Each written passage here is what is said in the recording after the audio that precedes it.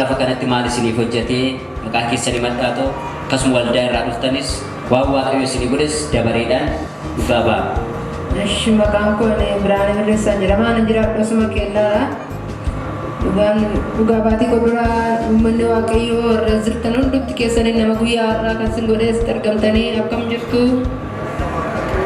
Waaqayyo jiraataa ta'ee nu jiraachisee cubbuu keenyaaf cubbamaa ta'ee du'ee du'amo'ee hundoonoo ishee nama guyyaa har'aa kan nu taasisee maqaan isaa kan ulfaatee fi kan ol jedhe nuuf haa ta'u. Dhugaa baatii kootti yeroo lixu gaggabaabseenii jalqabaa waldaa kana dhufee 2016 gara jalqabaatiin ani amantii kana dhufee ortodoksiin ture. Guyyaa tokko otoo nasiin darbaa jiruuti dadhaboota akkuma guyyaa har'aa kana balbala kana jiru turan salfii qabatanii. Waldaan dadhaboota gargaaruun jiraayee ija kootiin argee hin beeku. Warri beentee dadhabaa gargaaruun beeku jedhee asirraan darbee otoon barsiin darbaa jiru anis bakka torbeerraa waldaa kana dhufeeni. Waldaan koo maalitti amanee dureetti nama waan ta'eef maqaan Yesuusidhaan dhaqu. Waldaa kana guyyaa roobiidhaan sagantaa kana hirmaatanii dhufeen hirmaachuun qaba. Barakatii yoo keessa buufadheeyyuu dadhaboota kana hin ga'a waan ta'eef keessa darbee waldaa dadhabaa balbalatti argee guyyaa tokko argee hin beeku. Beekteetii dadhabaa gargaaroo qalladee darbee torban isaatti dhufeen sagantaa kana nan hirmaadhe kophaa makoo dhufeen. Gaafa hirmaadhu mataa koommoo baay'ee na dhukkuba ture yeroo hunda taa'ee sammuu keessaan na dhukkuba. Naxalaa uffattee qixxa lamaan kana taa'aa jira ture. Mucaan naxalaa adii uffattee teessu qixxa lamaan sanaatii ka'ii koottu naan jedhan.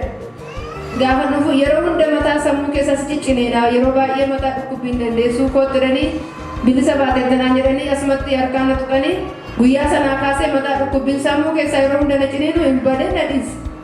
Achiin booda bakka roobii deddeebi'ee dhufuutti hin ka'ee gara ji'a sadii fixeera.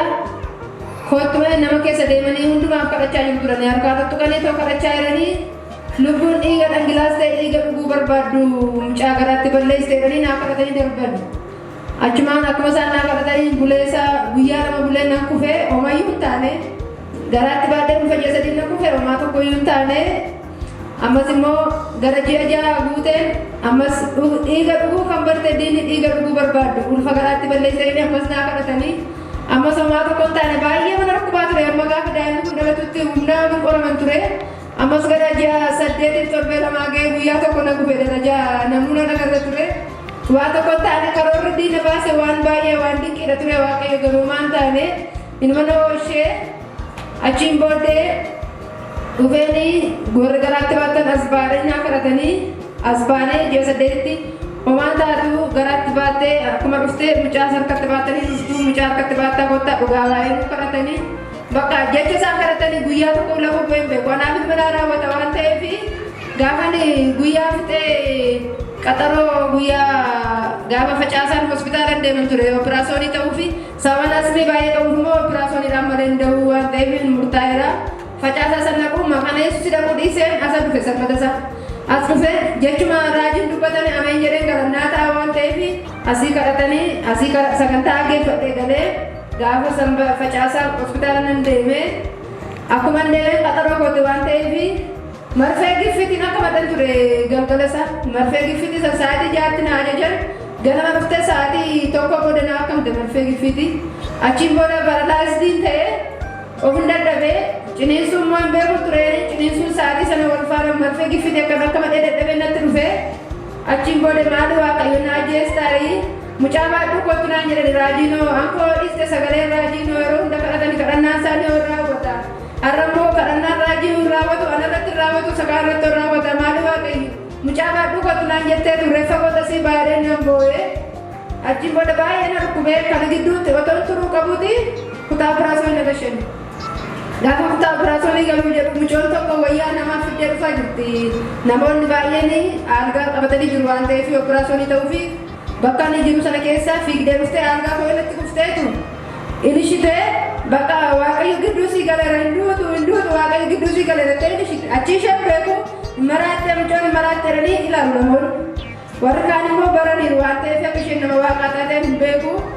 Isan booddee edee kutaa operaasyoonii galeeti baay'een dadhabee ajjeesanii nutti fidanii mucoo jedhanii warri operaasyoonii gochuuf jedhanii baay'een aggeeffatanii ibsaan illee hin banne gisee sadii irratti baddatoo isaan na hodhaa jiranii ergaan of wallaalee du'uuf ka'etti bakka waaqayyo akkuma gidduu galee Nambaye baay'ee gadi bakkeetti hin duute jedhanii nambaye fayyaa qonnaan galee mucaas baadhee dhufe dhugaa baatee akka dhufnellee baay'ee qoramee mucaan kullee baay'ee dhukkubsata garuu waan taane waaqayyo waan namaa kenne wanni waaqayyo namaa kenne mudaas hin qabu seexanni qortees nama dandeessu waan ta'eef wanni hin taane jiru waaqayyo immoo dubbate naaf raawwateera waaqayyo lubbuun koolee nama guyyaa har'a akka ta'e sababa waaqayyo da'oo isheefidha waan ta'eef uummanni as jirtanii waaqayyo naa galateeffadhaa ol ka'aa miila keessatti gaafadhaa ni jedhama. Miila keessanii dhaabadhaatu galateeffadhaa fi waaqayyoon harka keessa walitti buusaa ilil jedhaa galateeffadhaa. Waaqayyo saduu nama oolchu isa dubbate amma dubbii isaa ga'u. Raajii Baqqaleedhaanis umurii isaanii yaadheeressu jedhanii kadhannaa isaan kadhatan asitti guyyaa tokko akka salphaatti nama ilaaluu fi hin fakkaatu akkuma namoota kaanitti fakkaachuu danda'ani garuu baay'ee nu badhee baay'ee na fayyade waan baay'eedhaan oolcheera ammayyuu waaqayyo umurii isaanii nuuf haa dheeressu.